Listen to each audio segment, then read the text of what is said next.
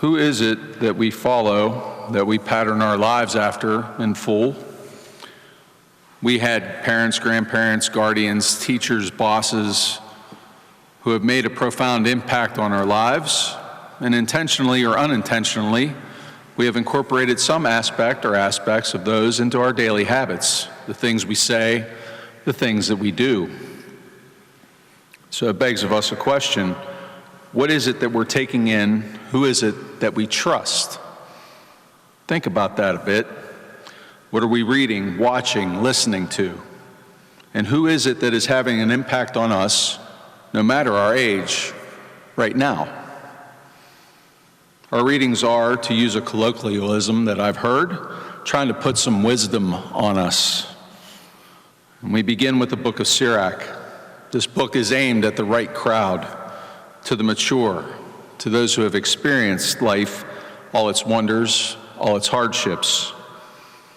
And it tells us that a person's speech will reveal their character, that when hardship and stress inevitably come, how that person reacts is how that person really is. When the sieve is shaken or removed, it reveals some nastiness sometimes. Think of pulling a Band-Aid off of a fresh wound. Not a pretty sight. And Jesus in the gospel, against the backdrop of all that he said in the Sermon on the Plain that we heard last week, love one another, pray for your enemies, do good to all, expecting nothing in return. He gives us 4 parables to try and illustrate this. And in the first, he warns of following false teachers, the blind leading the blind. Right now, there are no shortage of opinions on any range of topics out there. The difference is the mass promulgation of these ideas. There's never been a time when each of us didn't express ourselves and our thoughts on any number of subjects. The difference was they went out to the group that we were with, then they largely disappeared, vanished. Now we have Twitter and Facebook, Instagram, thousands of TV channels, podcasts, and we have permanence. What gets sent out into the world no longer vanishes, it is kept there on a cache for all to see or hear for years and years. And when our minds are changed, those words, which once vanished into thin air once upon a time, are left there for others to ridicule and cry hypocrisy. These are tough standards to live up to these days, particularly if we're not versed in the subject that we happen to be opining over. That's never happened with me. Jesus knew this very well, so he teaches us to examine our own consciences before we start correcting anybody else about their words or their actions. Last week, Jesus told us to stop judging lest we be judged. Basically, you and I are being called to keep our side of the street clean before we criticize our neighbor for what we perceive as their faults. Maybe our view isn't as clear as we think it is. Lastly, Jesus asks us to discern what it is that we are feeding ourselves with. What are we reading, watching, and listening to? By its fruits. Does what is out there bear good fruit? Does it bring peace, or does it sow more disharmony and disunity, more angst? As we mentioned last week, most, not all, but most of what is out there for us to consume is loud. It inspires anger, inspires division. It asks us to pick a side. Don't dare read into anything else, or else you're a traitor. And this is not limited to politics, folks. This is true of anything.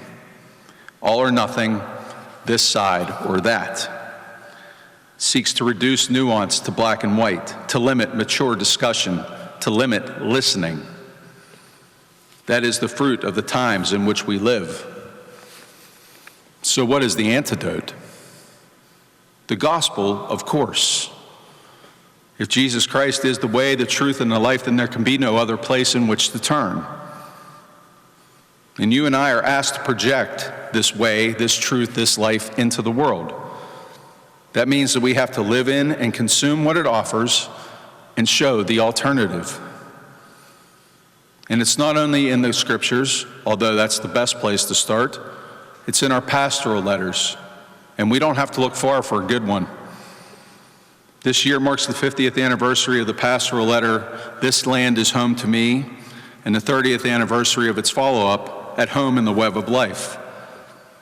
These two letters, issued by the bishops of the states in which Appalachia is inhabited, speak to the economic and social conditions of her people in this, the technological age. Even what was written 50 years ago and 30 years ago apply very well to our time. How quickly the world is changing.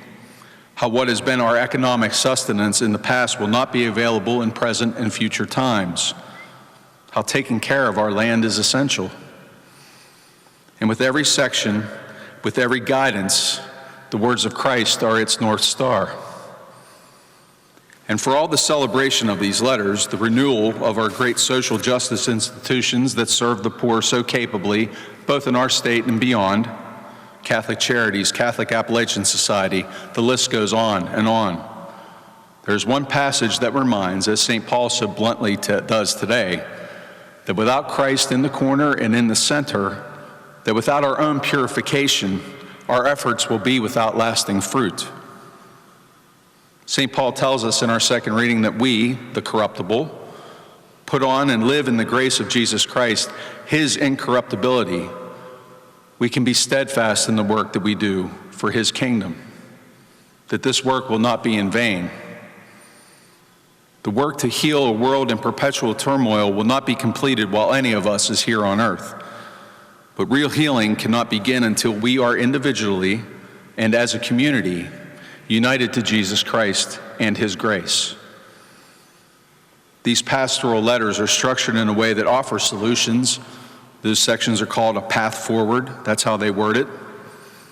But they always begin with the absolute necessity of acknowledging that it is our sinfulness which is the root of all the evils in the world. It isn't enough then or now for us to play director and point out the foibles of men, women, institutions, those things that surround us. But to participate fruitfully, it has to begin with reconciling ourselves to God, to amend our personal ways, to ask Jesus to remove the wooden beam from our eyes. Then, having done that, to examine what it is that we are consuming. With what are we forming our conscience? We want to be informed. We want to relax and enjoy something that makes us laugh or it entertains us. But where is that line when it leads to sin, or leads to discontent or resentment, or leads us down a false path of belief? As you and I begin Lent on Wednesday, we are being invited to ask ourselves, what is it, who is it that we really follow? Jesus Christ and his gospel never disappoint, but it often challenges us. May you and I not fear this challenge, fear the examination, fear the letting go of those comfort items that we cling to. If we take his call to purification, to anticipation of the glory that he offers us, if we allow Jesus to become our comfort, his work through us can bear fruit that will last.